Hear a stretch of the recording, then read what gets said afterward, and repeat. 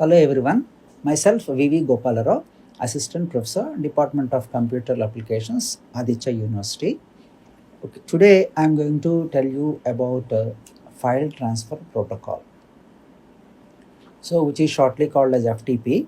FTP is actually a very important protocol for certain activities. So after completion of this lecture, so the student will be able to know about the overview of FTP and the basic process behind this FTP, and what are the features of FTP and what are the modes of operations of FTP will be able to know by the student.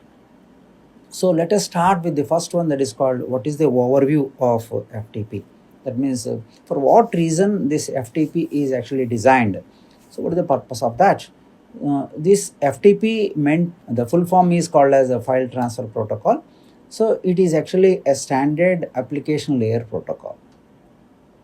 So why it is called as an application layer protocol? Because application layer is the closest layer to the actual the user, and the device is going to interact directly with the application layer based on the request or based on the application or based on the service that was actually given by the user, so that the device is firstly meet the application layer. The application layer is going to decide which protocol is actually able to do the required service by the user, is actually be decided by the actual application layer. And in this case, FTP is a protocol used for transferring files between a client and a server over the internet. Number of times you are finding the word called internet. That means you are not limited to only a local network. You are going to visit various other networks which are actually beyond the local network. Then you can call it as an internet as a whole. So in this case of the FTP, you find a service called as a transferring files. From where? From the client. To whom? To the server. That means if you put a request for transferring or for sending a file from your side to the server side, okay, it will accept. Similarly, if you are expecting a file from the server to your side, okay, that is also be possible. So that is why it is a two-way communication between the client and server, so that whatever the file that you require or whatever the file you want to transfer, so that is possible with this protocol only. And that is why FTP is meant for file transfer protocol. And FTP follows the client server model. Why it is called as a client server model? Client is a device, or client is a system from where the request is generated. So you can find number of systems, but all systems cannot be called as clients. The system which is actually raising the request can be referred here as a client. Similarly, the system which is going to respond to the request made by the client can be referred here as a server. So FTP follows a client server model. That means which is expecting a request for file operation, means like uploading or downloading. So that was made by a request, in the form of a request by the client, and whereas the server is going to act according to the request. Suppose if it is an uploading, then it is going to store the file in its server. Suppose if it is downloading, so it is going to serve the respective file which is actually requested by the client to the client. So this is the way how the server is going to manage the storing or sending of the files to the client based on the request. So that is why FTP follows the client server model for the basic operations which are actually prescribed in the FTP. Now, how the actual FTP is going to do this job? If you look into the figure, so there are various designations which are made in the figure. That is called user as at host and user agent, and FTP user interface, FTP client, and bottom you find local file system. And if you move to the right side, you are finding FTP server and remote file system. So there are FTP client is there, FTP server is there. Local file system is there, remote file system is there. In between that, there is a big to and fro arrow is there, on which you are finding file transfer. Means the file transfer should be done from the client to the server. It may be in two-way communication. That means the file can be transmitted to server, or a server can be expected from the server. So that is why this is a two-way communication. Based on the client request only, the FTP is going to decide whether to upload or download here. So in this case, suppose a user is there as a host, and suppose the user is actually allowed to raise the request by using an interface as shown in the figure. So that is called FTP user interface. They can follow any browser. So based on the browser, they can able to put their request to the FTP client.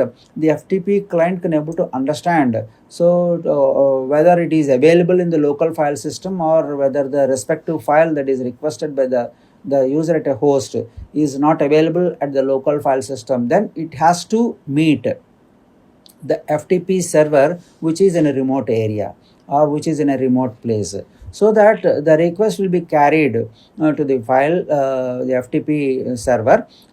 Then automatically the FTP server in a remote place is going to check its remote file system, and if the resources which are actually requested by the client are available, then it is going to respond, and it is going to serve the respective file or respective information to the client. And finally it is through interface, it will be reaching to the user at a host. So suppose in this case you see that local file system and remote file system, why we are visiting two systems here. So in this case, fortunately, suppose the request made about a file is available in the local file system, then it need not go to the remote file system. Automatically the local file system is going to serve the information to the client. Suppose the local file system doesn't have the resources available, then it is going to meet the FTP server in a remote place. In the remote file system, the resources will be checked, and based on the request made by the client, then the remote file system is going to give the information to the FTP server, and FTP server in a reverse way, it is going to pass the information to the FTP client, and the FTP client is passing the information through interface to the user at a host. So finally this is the way how the actual file system or file transfer system is going to serve, and the client is going to understand, or the client is going to get the information what actually that is requested in the query. So this is the way how the FTP is going to serve the purpose.